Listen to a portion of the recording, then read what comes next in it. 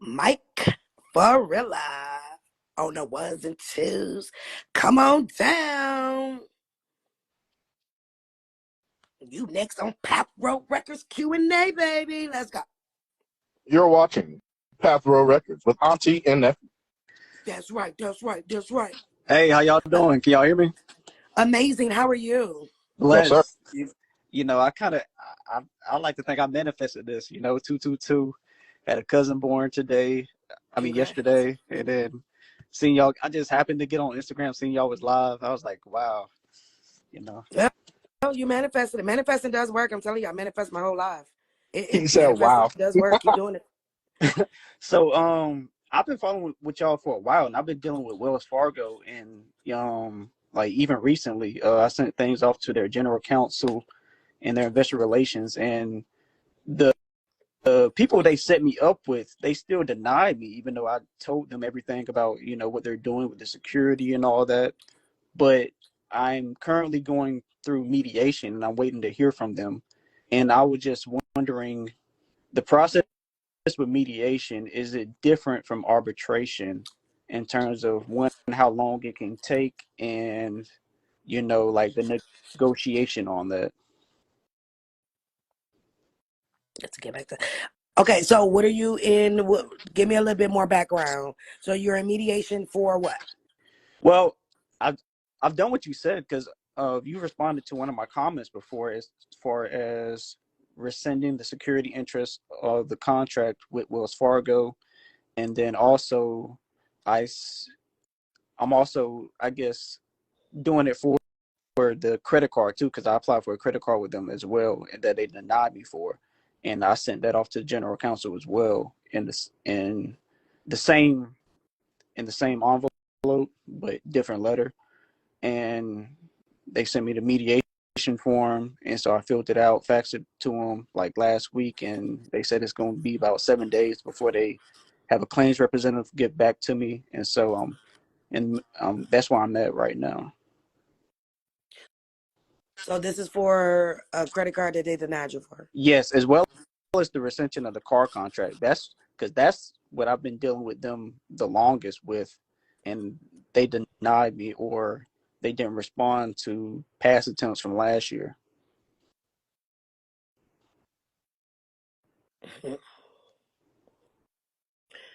So the same with you. Have you pulled so it's with Wells Fargo, and it's probably was transferred through Wells Fargo Securities, because that's who they use. I keep telling y'all now, I know that they make you pay for the UCCs in Delaware, but this is why.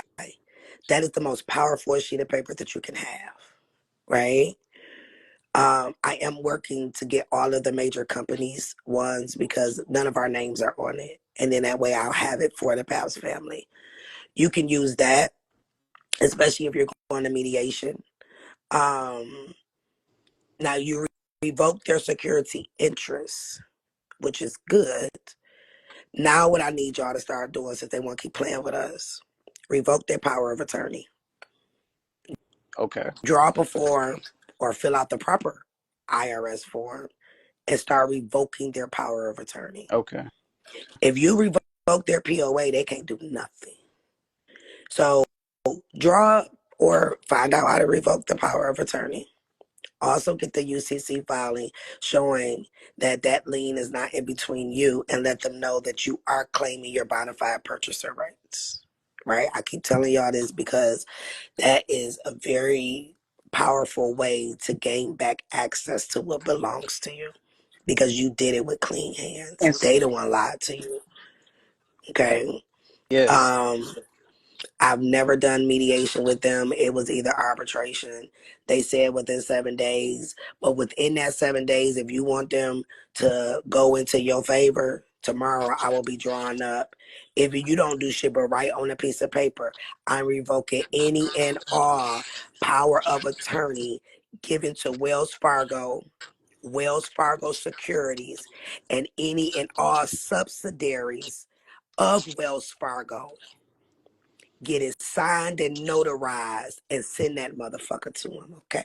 Now you didn't revoke that power of attorney. So legally, they can't do nothing at all.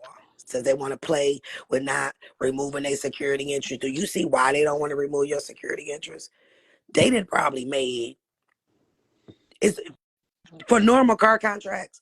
The normal original issue discount OID is like $351 million, right? So they Mhm. didn't. If you remove their security interest, technically that $351 million belongs to you. And When see, you Tamika, that's another thing is how you said the bona fide purchaser. That's something that I mentioned while I was on the phone with them, and he he tried to say the dude who was dealing with the auto part of the situation.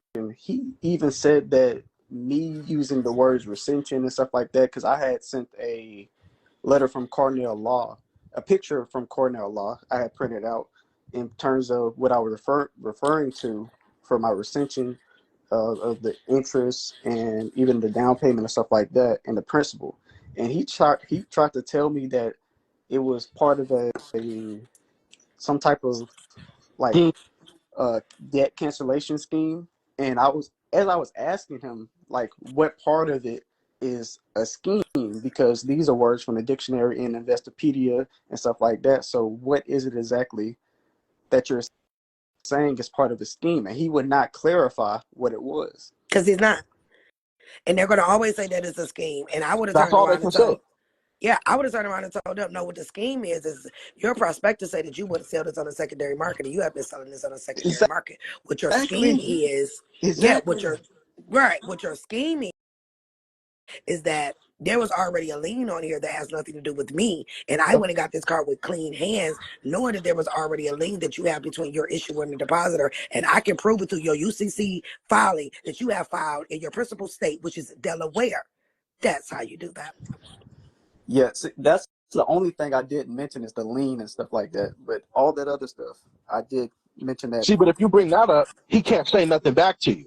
Because I've seen it too many times where they say, what you're doing appears to be a part of some scheme. Because what they're trying to do is they're looking for people who are unsure of themselves and unsure of the process, right? Because if Mhm. you're unsure of it and you don't think that it's legit, but you're just trying it because you're trying it, right? Which a lot of people do. They will go watch the video and just do it. And then they get this letter back and they're like, you appear to be taking part in some scheme to cancel debt. And then they go look it up and then they start getting themselves into a panic. This is what they want to do. But if you know that it's nothing but a bluff, it's a bluff. That's all these companies can do is Exactly. bluff.